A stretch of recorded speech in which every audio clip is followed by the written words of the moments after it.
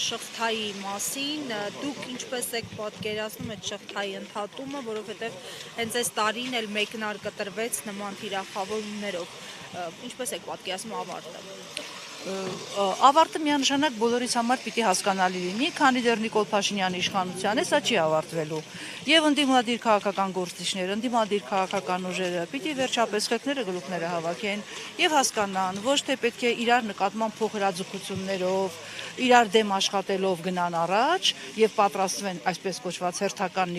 նիկոլական ընտրություններին, այլ պիտի հասկանան, որ միասնաբար մեկ թիրախի պիտի խփեն։ Եվ այդ թիրախը պետք է լինի միանշանակ Նիկոլ Փաշինյանը։ Ավարտը լինելու է միայն այն դեպքում,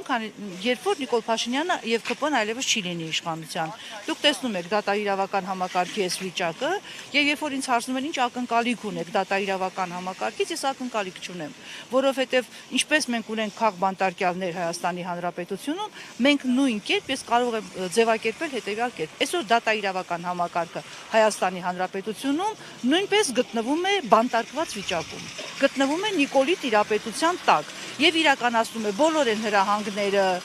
անտրամաբանական, անհիմն, ախմախ, ոչ մի հիմնազուրկ հրահանգները, որոնք Նիկոլ Փաշինյանը որոշում է ուղղել դատաիրավական համակարգին։ Եվ լուծումը միանշանակ մեկն է։ Փողոցը պիտի գեներացվի, իմպիչմենտի գործընթացը պիտի դառնա իրական, որտեղ մինչև վերջին օրը ընտրությունների հնարավոր է իմպիչմենտի գործընթացը իրականություն դարձնել։ Պիտի քաղաքական ընդդիմադիր ուժերը միասնաբար դուրս գան փողոց, հասարակությանը հանեն փողոց, որտեղ հասարակության 90%-ից ավելին այլևս չի ուզում Նիկոլ Փաշինյանի իշխանությունը, եւ պիտի այդ հասարակությանը քաղաքական ուժերը ուղղորդեն փողոցով, իմպիչմենտը դեռ ռեալ իրականություն է, դեռ չի ավարտվել, գնան Նիկոլ Փաշինյանի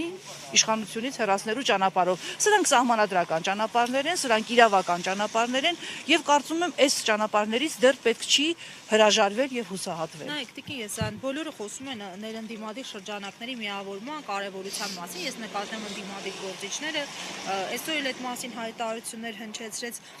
երկրորդ նախագահը, բայց ինչու չի ստացվում միավորվել։ Շարունակ խոսում ենք, հայտարարություններ լինում են, ինչու չի ստանում միսուարյուն։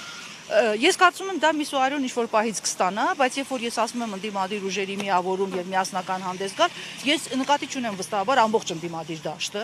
որովհետեւ այսօր ընդդիմադիր դաշտում շատ անպատեհ հայտնված ուժեր կան, Նիկոլի կողմից հրահանգված հայտնված ընդդիմադիր ուժեր կան, որ ներկայանում են ընդդիմադիրի անվան տակ, դրանց ես չեմ համարում ընդդիմադիր ուժեր, դրանց նույնպես համարում եմ Նիկոլի համար աշխատող ինչ-որ մարդկանց խմբեր եւ խմբակներ, բայց ընդդիմադիր ուժերի միասնությունը շատ պարտադիր է եւ շատ կարեւոր։ Եվ թե ինչու չի ստացվում, ես կարծում եմ որոշ անձանց, կարող եմ հենց այսպես ասել, որոշ անձանց ներքին ամբիցիաներն են խանգարում, որպեսզի իրենց ղեկավարած թիմը թոթափի այդ ամեն ինչը, որոշ անձանց շուրջ հավաքված Հռոմի պապից ավելի կաթոլիկ Երևալու այդ մղումն է խանգարում, որովհետև որոշ մարդիկ կանց թվում է իրենք ամեն ինչ գիտեն եւ իրենց ամեն ինչ կարելի է եւ իրենք չեն հասկանում, որում խոսքը վերաբերում է շատ կողմերի, միայն մեկ կողմի չի վերաբերում, իրենց թվում է իրենք ավելին են, քան քաղաքական ուժերը։ Իրենք ավելին են, քան 30-35 տարվա, ասենք, քաղաքական ուժը, քաղաքական կուսակցությունները եւ որոշ այսպես գործիքներ փորձում են քաղաքական դաշտը պղտորել։ Ցավոք սրտի մինչև այս պահը դա իրենց հաջողվում է։ Դրա համար քաղաքական ուժերը պիտի ի վերջո ցույց տան իրենց քաղաքական դիմագիծը եւ այդ մի քանի անպատեհ հայտնվածների ասեղը չթելեն։ Իրենք խանգարում են եւ այդ խանգարող հանգամանքները ես կարծում եմ, որ իմն է։ Իրենք խանգարում են եւ այդ խանգարող հանգամանքներին ես կարծում եմ պետք է ի վերջո